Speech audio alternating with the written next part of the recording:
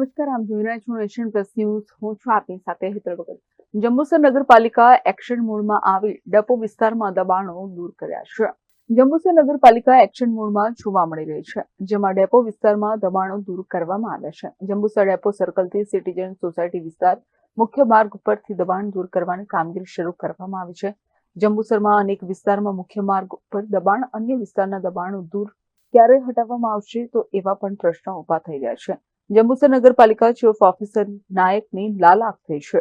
દિવાળી પહેલા આપવામાં આવેલ સૂચનાનો અમલ ન થતા અચાનક જેસીબી આવતા દબાણકર્તાઓમાં ફફડાટ ફેલાયો છે, તો અનેક લોકોની રોજીરોટી પણ છીનવાય છે. કોઈ અનિશ્ચિત બનાવ ન બને તે માટે જંબુસર પોલીસ બંદોબસ્ત પણ ખડકી દેવામાં આવ્યો છે.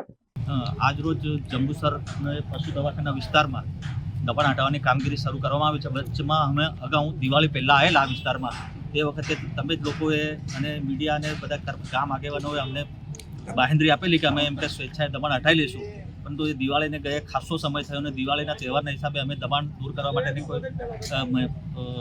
આપેલી, પણ આજથી હવે અમે જંબુસર નગર વિસ્તારમાં જે સરકારી જમીન પર જે દબાણો છે દૂર કરવા માટેની કાર્યવાહી શરૂ કરીએ છીએ. જંબુસર નગરના કયા કયા વિસ્તારોમાં દબાણ દૂર કરવાના છે?